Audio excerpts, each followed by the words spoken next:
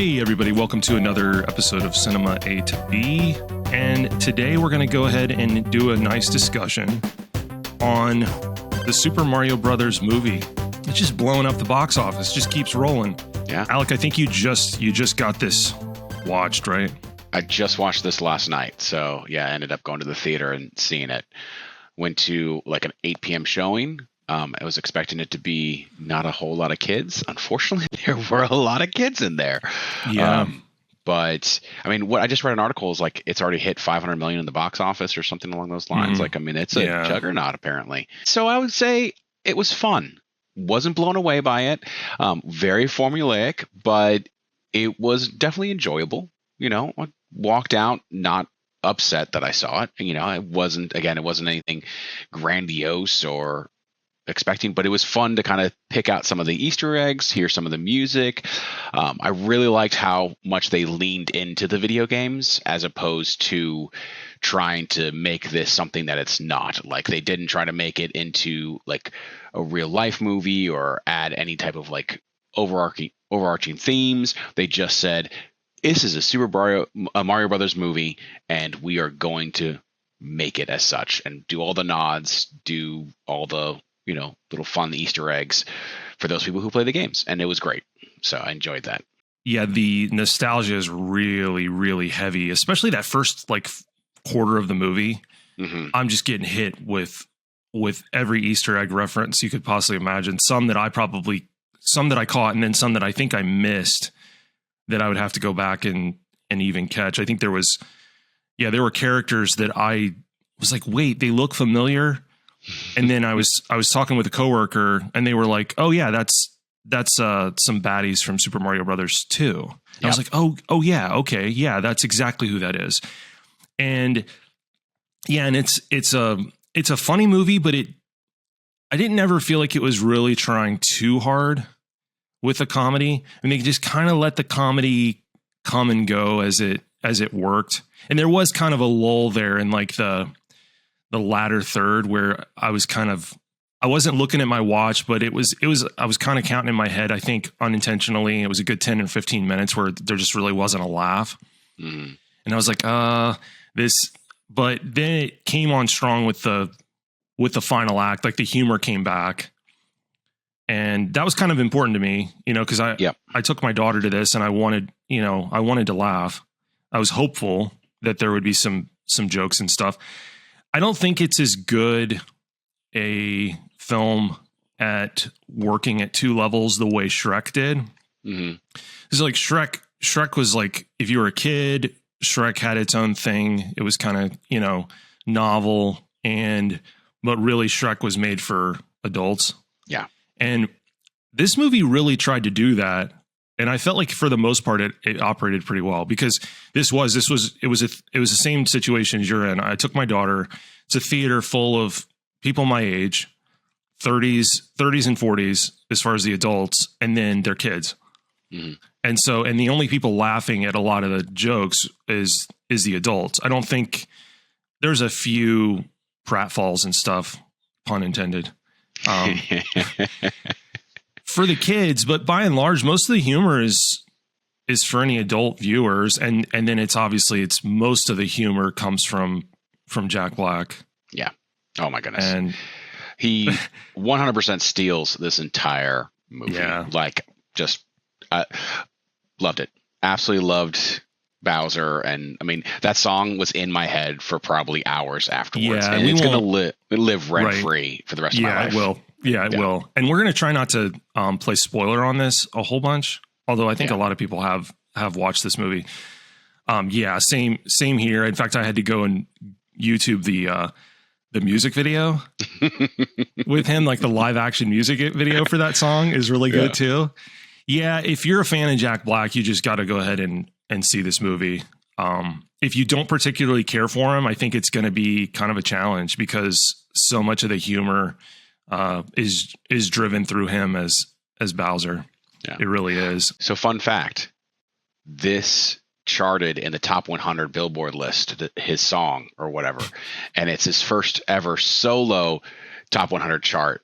Okay. And it hasn't, and he hasn't been on it since Tenacious D. Yeah, Tenacious the last D, one, yeah, for the Pick of Destiny was the last time they had a song on the Billboard charts. So yeah, it's fun now, kind of charting the career of Jack Black, and we won't turn this into a Jack Black episode, but he's just become this fixture now in American pop culture, and it's this really wholesome fixture now.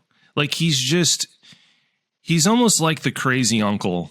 He's like America's Yes. crazy uncle, you know, and you know, he's running those Instagram and TikTok videos at his house all the time that are just hysterical. I just can't even imagine having Jack Black as a dad.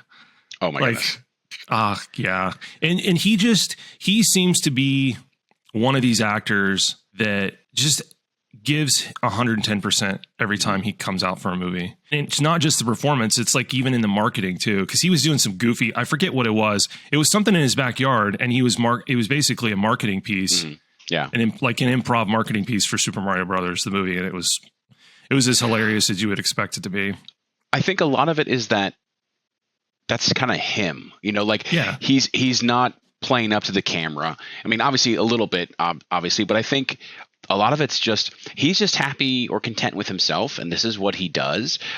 So I got to see Tenacious D in concert or whatever, and just the way he interacted with the crowd. Like, I mean, again, a performance space, but like it gave off a lot of the same vibes. And so like, I think that's kind of where he can kind of pull this off, or get this kind of idea of this homie, you know, he's not into his own mythos or trying to be this character. It's just him all the time. And I think that's great. Yeah, you're right. He steals the scene. Now, I did want to talk about the visuals on this movie. Mm-hmm. This is as good a looking computer animated film as I've seen in a long while. And what blew me away is that this is not Disney. This is Illumination. And the Despicable Me and Minions movies they have a very defined look, and they look good. But Illumination was always playing second fiddle to Disney on how good these movies looked. And this is the one I felt like they've caught up with them, and maybe in some ways surpassed them. It was beautiful, like a lot of color, a lot of stuff going on screen that didn't really look bad. Like it wasn't like the foreground items were beautiful, but the background items were kind of plain Jane, which is you get a lot in CGI and stuff. And especially like you were talking about, like the Despicable Me movies, like whatever your kind of eyes are supposed to focus on is really in detail, and everything else kind of is blander. Whereas this, you know, didn't have that. Two things. There's a lot of lighting effects going on in Super Mario Brothers, the movie, that I haven't seen that level of detail in other animated pictures. There was a scene where Donkey Kong is. Mm-hmm. So like Kong Island, I think. Kong Island. Yeah. And they're like highlight blooms on the rocks and stuff that are, they basically change. It's almost like the cameraman was like racking exposure. Yeah. Back to that. And it gave it this, it gave it this filmic quality that you don't usually get from a movie like that. And then, the whole style of the movie is just fantastic. Like it looks and sounds as good as anything I think I'm probably going to see in that style. And I do. I think Disney's met their match. And I'd read that Disney's kind of freaking out a little bit about this because this thing could potentially dethrone them in some way. Now I don't think the mouse should be worried, but now on the flip side of that, we're probably, and this is not my thought. This is an article I read that I thought was really well thought out. That basically said there's a downside to this movie doing this well, which is in the next 3 to 4 years, 2 to 3 years, we're going to get a glut of video game properties done in this style.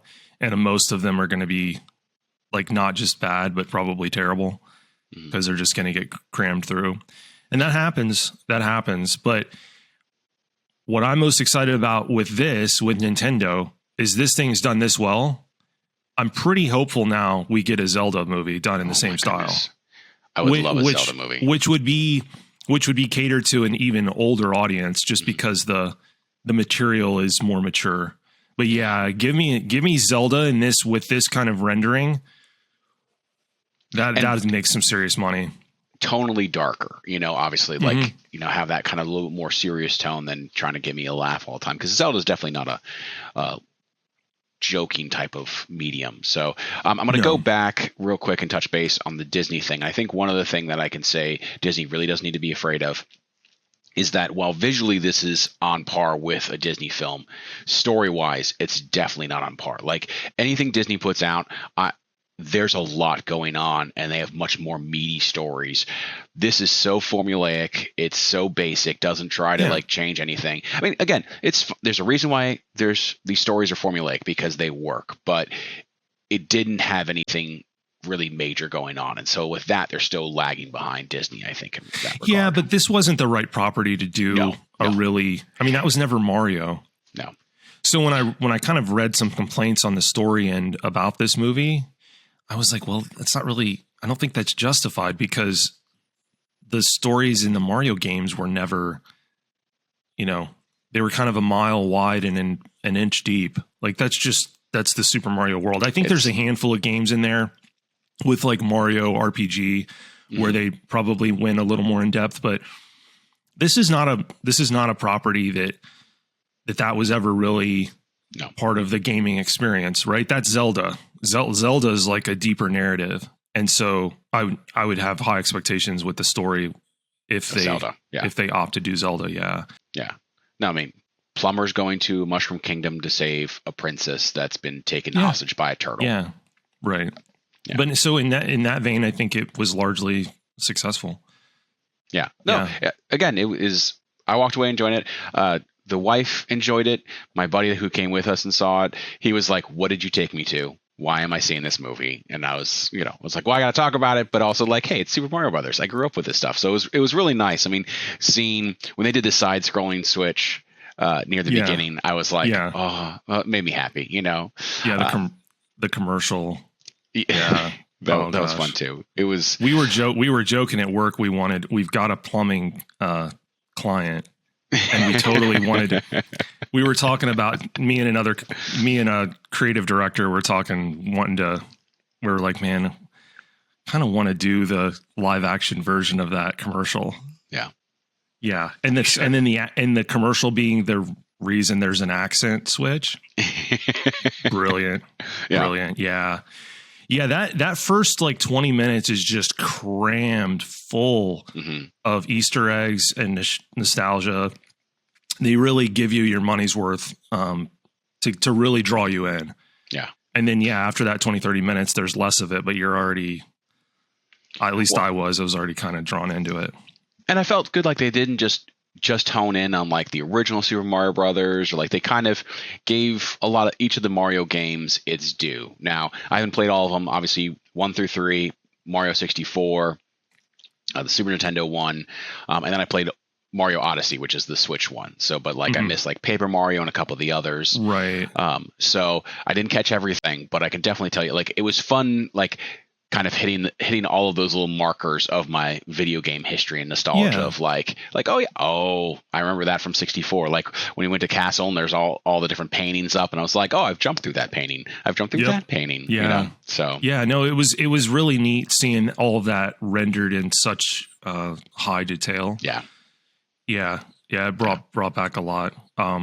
It's kind of a weird place to be for me, where the studios are in a lot of ways kind of catering to me, because the people making this stuff are basically our age. Yeah. And so it's just odd. I'm still getting used to it. Like I better enjoy this while they're the ones controlling the content, that they're making stuff that we all grew up with. Yep. And obviously I was happy because they did it at what I felt was a really high level. Yeah. Let's talk about the 800-pound Donkey Kong in the room, which is the casting of Chris Pratt as Mario. So whole lot of heat. Yeah. It's a big nothing burger is what it is. Yeah. See, because for two reasons. One, they explain the accent switch, which I won't give away how that works, because it's pretty funny. But he's not even... He's kind of a secondary character in his own movie, because it's Peach. Peach is kind of the main thing, and so it doesn't matter. And then Pratt doesn't really oversell the role. Like in fact, both Mario and Luigi's what is it? Is it Charlie Day? Charlie Day from Always Sunny. Yeah. And so both of those guys are well versed in comedy. And if they wanted to, and if they'd been directed to, could have really overplayed their hand. Mm-hmm. And neither of them do. In fact, they go the other direction, and there's this super sentimental, like brotherly bond and really cool moment near the end between them as brothers that really plays the other end and tugging on the heartstrings. So it's kind of weird in that way. They cast these two comedic, for the most part, comedic actors and really kind of have them dialed down. And so they fit in the narrative. They don't feel out of place, but they're not the ones that are expected to drive the comedy. No. So it's basically, I think they're just playing it straight and just letting the dialogue and the situations kind of affect them, themselves, as opposed to them trying to push. I never was upset about the whole Chris Pratt thing, but I know it created a lot of waves. But I do think like he even dumbed down from some of his other animated stuff. Like I could tell it was Chris Pratt, but it wasn't as Chris Pratty as like when he did the Lego movie. So like he, held back some of that. So like, which was kind of nice. It was nice to see him try to play it straight or just not try to put, his Chris Prattness onto the character. So, which was nice. Yeah. So. And really you kind of view the movie, at least I do, through the eyes of Mario. Mm-hmm. And so it wouldn't have made as much sense for them to make him the main driver of the humor. Because you need to relate more to Mario because he's the one making this journey. Mm-hmm. And so they kind of kept both of them, Mario and Luigi, a little more grounded. I don't know. It was an interesting creative choice. I think it worked. Yeah. I think it also mellowed out some of the anger of casting Chris Pratt. So, but yeah, I mean, I understand people getting used to like the original voice actor, which brings me to a little bit of we'll just have a mini discussion on this because I largely agree with this argument. And you would, I think, agree with me having done voiceover work. You can make a really good argument that it's like, why do the studios feel like they have to cram all of the roles with stars for voice work when there are tons of more talented voice actors working? And I understand giving the lead to somebody like, Jack Black to play Bowser to sell tickets, but there's some other roles in this that have stars in the role, and it's like, why? Mm-hmm. It doesn't really add anything. And I'm not going to call anybody out, like I will. You can, but I'm like, why wouldn't you cast a more talented voice actor? And I would be frustrated if I was in voiceover work that a lot of these roles just go to a star because of their name and not really because of their level of ability for VO. Mm-hmm. Yeah. Well, because, as I've talked to you before about it, like, film acting and voiceover acting are different. Like, much in the same way that like, acting on stage is much different than acting in front of a camera. Like one has to be bigger than life, and film, you almost have to be less than life because you're on a, 30, 40 foot screen. So people can see every kind of twitch of your face. And so you kind of have to dial even back from normality. But with VO, it also, you have to do so much more with your voice. And obviously it's easier when it's animated because you do have some of the body movements and stuff there. But there's a lot of people out there that you don't know who would have killed this, like who would have been absolutely amazing and been better at it. I got thrown for a loop with Donkey Kong's voice actor, and because it was very distinctive. Like I know with Anna Taylor-Joy as Peach, it took me, I didn't actually pick up her voice. I couldn't pinpoint who that was, and that was fine. But the minute Donkey Kong came out, I was like, oh, it's you, so your favorite person ever. Yeah. And I actually don't have any complaints with his performance as he did Donkey a good job. But it's the Who's the Grandpa Kong? Oh, Fred Armisen. Didn't like it. Oh, really? No, didn't care for it. No, I thought there was a missed opportunity to go with a much, much, much older character actor in that role. Yeah, he actually, that's the performance that I would single out that I thought was not good, like bordering on bad. Yeah, I didn't care for that. I'll see. I mean, and I like Fred Armisen. Like he's really good. Too. He does. I think he was miscast. Yeah, it's one of those things where you can save some money. I think. As well as Keegan-Michael Key as Toad, it didn't. I like him too a lot. Yeah, but he didn't add anything to it. Like you could have had anyone in that role, and I don't think it would have been different. I think some of it is trying to sell the movie, and you can plaster up all these names that are on it and trying to sell it. And I agree with that to an extent. I would agree. Like if I had, let's say, 6 top build slots for this movie. I'm just this arbitrary number. I understand putting in the top 3 or 4 with recognizable name Hollywood talent, but not all 6. Yeah. Well, because one, like you said, it cost you more money.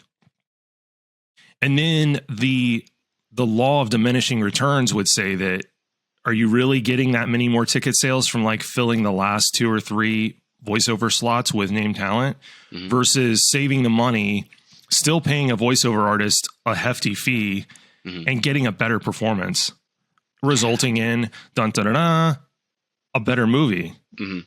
So I think there's balance there, but yeah, they crammed this thing.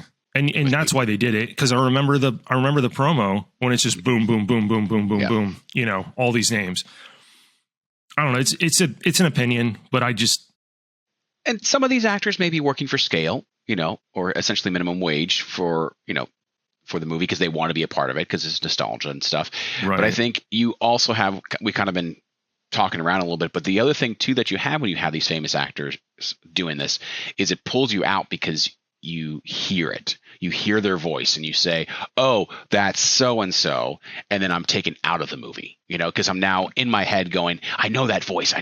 Who is that? Who is that? Yeah. Because I knew it was Seth Rogen as DK, but it took me a second of wait, is that Seth Rogen? Because I had seen the poster, but I'd forgotten that there were so many names in it. So I kind of went in without knowing much about the movie.